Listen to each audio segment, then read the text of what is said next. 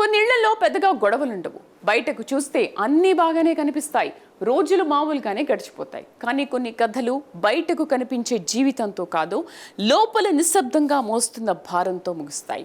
నెల్లూరు జిల్లాలో ఇప్పుడు అలాంటి ఒక ఘటన తీవ్ర విషాదాన్ని మిగిల్చింది. చూస్తే సాధారణ కుటుంబమే. ఉద్యోగ జీవితం పూర్తి చేసుకున్న తండ్రి, కుటుంబానికి అండగా ఉన్న తల్లి, భవిష్యత్తు ముందున్న కుమారుడు.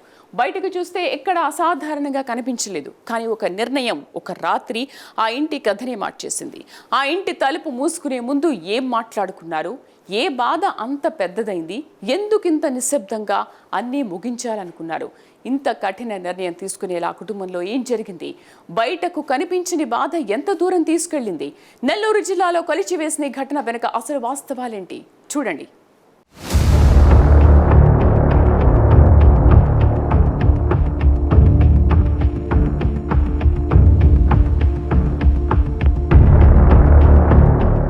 నెల్లూరు జిల్లా సంగం మండలం దువ్వూరు గ్రామంలో జరిగిన ఘటన స్థానికంగా తీవ్ర విషాదంలోకి నెట్టింది. ఒకే కుటుంబానికి చెందిన ముగ్గురు ప్రాణాలు కోల్పోయిన ఘటన గ్రామం మొత్తాన్ని షాకు గురిచేస్తుంది. రిటైర్డ్ ఉపాధ్యాయుడు మధుసూదన్ రావు, ఆయన భార్య రత్నావళి, కుమారుడు సాయి సుకృత్ ఆత్మహత్య చేసుకున్నారు. చూస్తే సాధారణ కుటుంబం, చదువుకున్నవారు, ఉద్యోగ జీవితం ముగించుకుని ప్రశాంతంగా ఉండాల్సిన దశ. కుమారుడు కూడా చదువు పూర్తి చేసుకుని ఉద్యోగం చేస్తున్నాడు.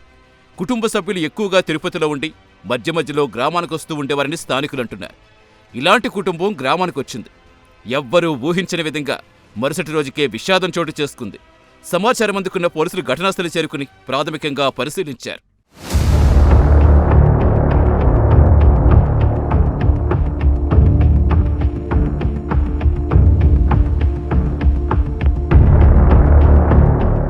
ఇంట్లో లభ్యమైన పరిస్థితులు, అక్కడ దొరికిన పత్రాలు, కుటుంబ సభ్యులు ముందుగానే కొన్ని నిర్ణయాలు తీసుకున్నారా అనే కోణంలో దర్యాప్తు ప్రారంభించారు.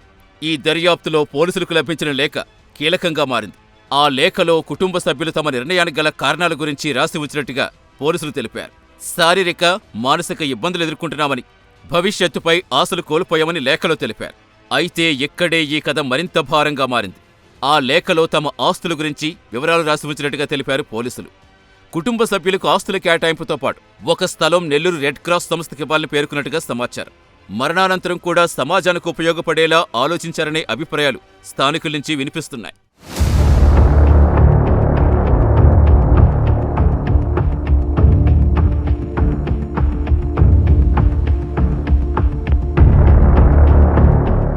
పోలీసులు కేసు నమోదు చేసి విచారణ కొనసాగిస్తున్నారు. పోస్ట్ మార్టం నివేదికతో పాటు పూర్తి దర్యాప్తు తర్వాత మరిన్ని వివరాలు వెలుగులోకి వచ్చే అవకాశం ఉందని చెబుతున్నారు అధికారులు. అయితే ఈ ఘటన మరోసారి ఒక విషయం గుర్తు చేస్తోంది. ప్రతి బాధ బయటకు కనిపించదు, ప్రతి నిశ్శబ్దం ప్రశాంతత కాదు. కుటుంబాల్లో మార్పులు, ఒత్తిడి, నిరాశ, ఒంటరితనం కనిపిస్తే వాటిని చిన్న విషయాలుగా తీసుకోవద్దు. మాట్లాడడం, వినడం, అవసరమైతే సహాయం కోరడం కూడా జీవితంలో భాగమే.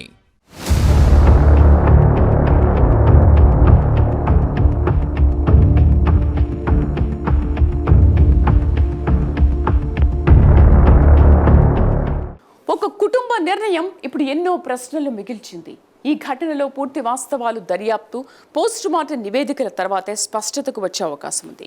జీవితంలో కష్టాలు శాశ్వతం కావు, కానీ ఒక నిర్ణయం మాత్రం తిరిగి మార్చలేనిది. ప్రతి బాధ బయటకు కనిపించదు, ప్రతి నిశ్శబ్దం ప్రశాంతత కాదనే విషయాన్ని ఈ ఘటన మరోసారి స్పష్టం చేసింది. కుటుంబ సభ్యుల్లో మార్పులు కనిపించినప్పుడు వాళ్ళు మాట్లాడకపోయినా వినడానికి ప్రయత్నించడం, ఒంటరిగా వదిలేకుండా ఉండడం, అవసరమైతే సహాయం తీసుకునేలా ప్రోత్సహించడం కూడా అంతే ముఖ్యం.